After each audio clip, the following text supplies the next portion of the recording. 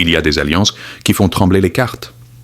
Et des silences qui en disent ou plus longs que 1000 communiqués. Aujourd'hui, un pacte invisible est en train de se former entre deux nations que tout semblait opposer, la Corée du Nord et l'Iran. L'une est isolée, imprévisible, nucléaire. L'autre est encerclée, diabolisée, résiliente. Mais ensemble, elles bouleversent un équilibre mondial déjà fissuré. Ce n'est pas une simple alliance, c'est un signal. Et dans ce monde saturé d'images et de discours, certains signaux résonnent plus fort que les bombes. Mais au fond, ce que ce moment révèle va bien au-delà de la géopolitique. Il nous renvoie à une question plus vaste, plus grave, plus intime. Que vaut la paix si elle repose sur la peur? Où est la justice quand ceux qui condamnent sont eux-mêmes coupables? Et nous, musulmans, où en sommes-nous dans ce chaos? Ce n'est pas un reportage que tu t'apprêtes à entendre. C'est un appel. Un miroir tendu à notre époque. Un chemin entre lucidité et foi. Écoute bien. Pas seulement avec tes oreilles, mais avec ton cœur. Silence dans la salle de presse. Écran figé. L'image d'un homme en uniforme noir, impassible, encadré par 2 drapeaux rouges. Puis les mots tombent. Mon bouton nucléaire est prêt. Il est sur mon bureau. Kim Jong-un ne hausse pas la voix. Il n'a pas besoin. La menace est froide, chirurgicale. Ce n'est pas une déclaration, c'est un signal. Et il n'est pas envoyé au hasard. Dans les heures qui suivent, la nouvelle se répand comme une onde de choc. Pas à cause de la phrase « il l'avait déjà dite », mais à cause du contexte. Cette fois, elle accompagne une offre officielle. La Corée du Nord propose une coopération militaire nucléaire avec l'Iran. Oui, l'Iran. Ce pays déjà sous sanction, accusé d'ambition atomique, surveillé comme un volcan prêt à se réveiller. Et maintenant, Pyongyang lui tend la main, avec une ogive dans la paume. Les agences de renseignement occidentales s'affolent. Les déclarations politiques se succèdent, actes irresponsables, escalade dangereuse, menace pour la stabilité mondiale. Les mots s'empilent, creux, mécaniques. Mais quelque chose cloche, parce que derrière l'indignation affichée, il y a une mémoire que personne n'ose réveiller. Ceux qui crient aujourd'hui au scandale, n'étaient-ils pas hier les architectes du chaos? Ceux qui pointent la Corée du Nord du doigt, n'ont-ils pas eux-mêmes armé des régimes au nom d'un équilibre fictif? L'hypocrisie flotte dans l'air comme un gaz invisible. L'Occident a longtemps joué avec les allumettes. Aujourd'hui, il sursaute en voyant une étincelle surgir ailleurs. Le monde observe. La carte du pouvoir est en train d'être redessinée. Et cette fois, ce ne sont plus les grandes capitales qui décident seules. Une alliance improbable est en train de se former, lointaine, inattendue, mais réelle. Pyongyang et Téhéran. Une poignée de main qui n'a rien de diplomatique. C'est une annonce, une provocation, peut-être un test, mais dans ce test, ce n'est pas seulement la sécurité mondiale qui est en jeu. C'est l'ordre établi lui-même qui vient d'être fissuré. Il s'indigne. Il monte peau sur les plateaux télé. Il brandit sa couille par le mot « paix », comme un bouclier taché. Mais il suffit de gratter la surface pour que l'odeur de leur propre guerre ressorte. Irak, Libye, Syrie. 3 noms, 3 cimetières à ciel ouvert. 3 nations pulvérisées au nom d'une paix imposée par le feu. Les grandes puissances occidentales parlent aujourd'hui de respect du droit international. Mais où était ce droit lorsqu'elles ont largué leurs bombes sans mandat de l'ONU? Où étaient les traités lorsque des gouvernements ont été renversés dans le silence complice des alliances stratégiques? Elles dénoncent aujourd'hui l'Iran pour ses ambitions nucléaires. Mais qui, dans les années 50, a aidé Israël à développer discrètement son arsenal atomique en dehors de tout contrôle? Qui alimente en armement des monarchies du Golfe tout en parlant de paix dans la région? Ce ne sont pas des questions, ce sont des constats. Le monde est dirigé par des pyromanes qui se déguisent en pompiers. Lorsqu'un pays hors du cercle décide de s'armer, on crie à la menace. Mais quand ces mêmes puissances développent des arsenaux capables d'éradiquer la planète 10 fois, on parle de dissuasion légitime. La règle est simple, ce qui est interdit aux autres est autorisé pour eux. Le Conseil de sécurité, il sécurise surtout les intérêts des 5 permanents. Les droits de l'homme, ils sont brandis ou ignorés selon la direction du vent. La démocratie, exportée à coups de missiles, puis abandonnée quand elle ne produit pas les bons résultats. Alors quand Washington, Londres ou Paris s'insurgent contre une alliance entre Téhéran et Pyongyang, Le monde ne les écoute plus avec respect, mais avec lassitude, car la mémoire collective n'est pas aussi courte qu'ils le voudraient. Et la légitimité morale, ça ne s'achète pas, elle se mérite.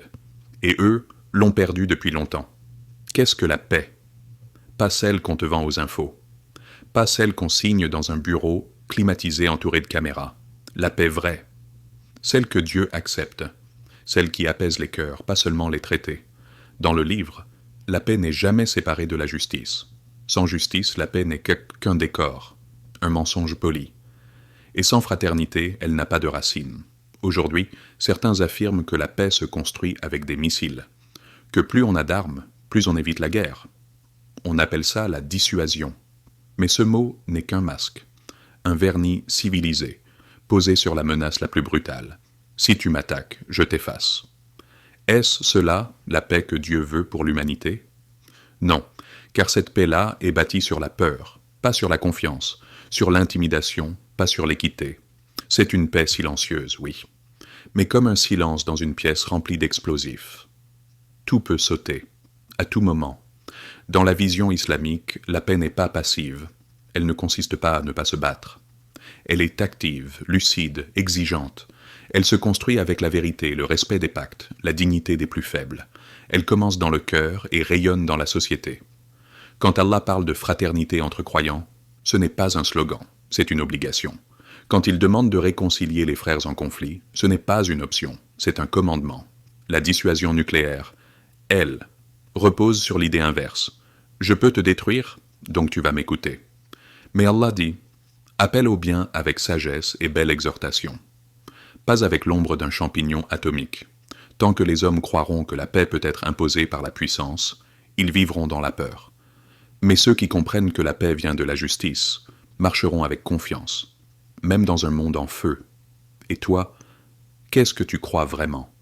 Quand tu entends parler de missiles, d'alliances, de forces nucléaires, est-ce que ton cœur se rassure? Ou est-ce qu'il tremble parce qu'il sait au fond que tout cela n'est qu'un voile?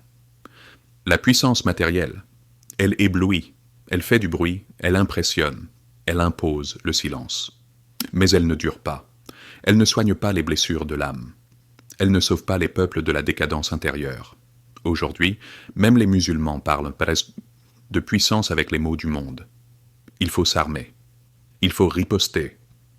Il faut s'aligner avec ceux qui peuvent nous protéger.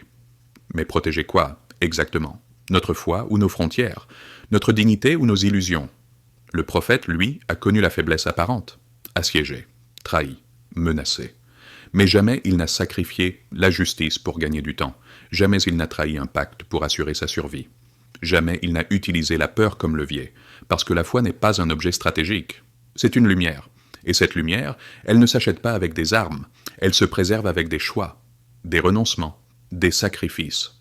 Si aujourd'hui un pays musulman s'arme d'ogives pour ne plus être dominé, mais en imitant les oppresseurs, en adoptant leurs méthodes, leur rhétorique, leurs menaces, alors à quoi bon?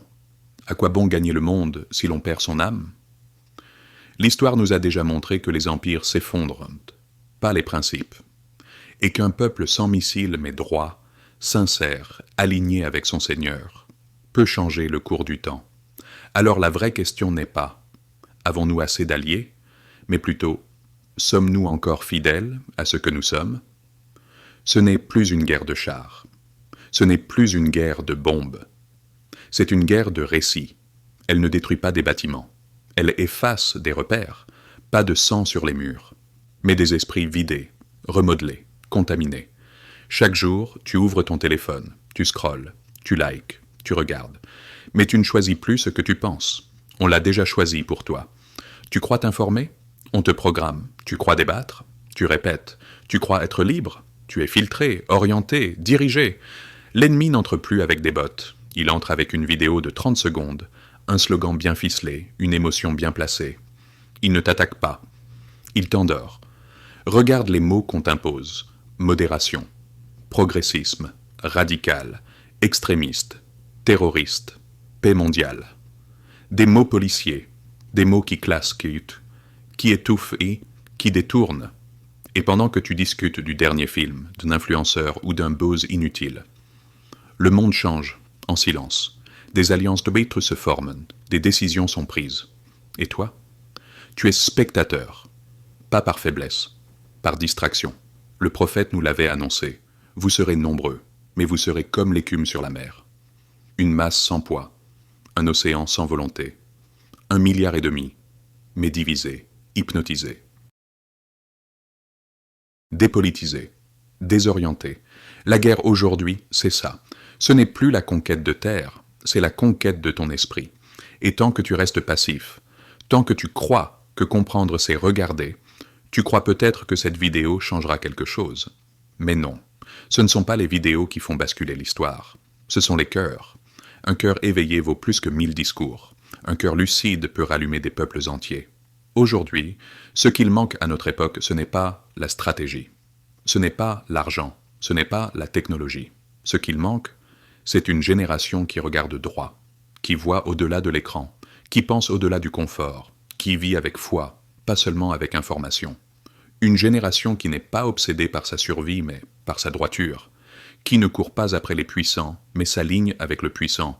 Une génération qui n'a pas peur d'être différente, parce qu'elle sait que sa valeur ne dépend pas du regard du monde, mais du regard d'Allah.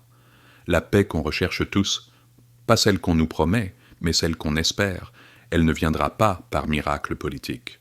Elle viendra du dedans. Allah nous a montré le chemin, depuis toujours. Une paix basée sur 3 racines solides. La justice, parce que sans justice, toute paix est un mensonge.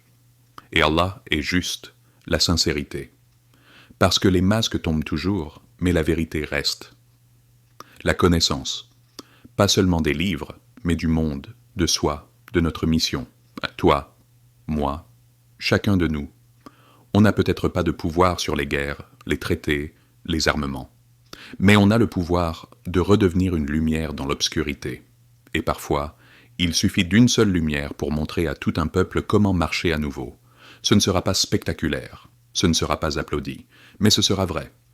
Et dans les yeux de ton Seigneur, ça suffira. Le monde est peut-être à la veille d'un bouleversement.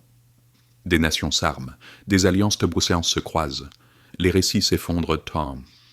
Mais à travers tout cela, une vérité persiste. Ce ne sont pas les puissants qui écrivent en Belaï l'histoire. Ce sont les âmes éveillées. Tu n'as peut-être pas de missiles, ni d'armée, ni de tribune. Mais tu as une foi, un regard, un choix.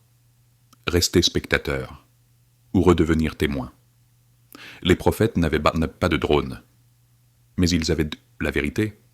Et la vérité, quand elle est portée avec justice, avec sincérité et connaissance, finit toujours par briser les murs du mensonge. Que cette époque soit la tienne, que ton cœur reste vivant, et que ta foi te guide, là où les cartes se brouillent. Qu'Allah fasse de nous une génération qui ne cherche pas à survivre, mais à mériter sa paix.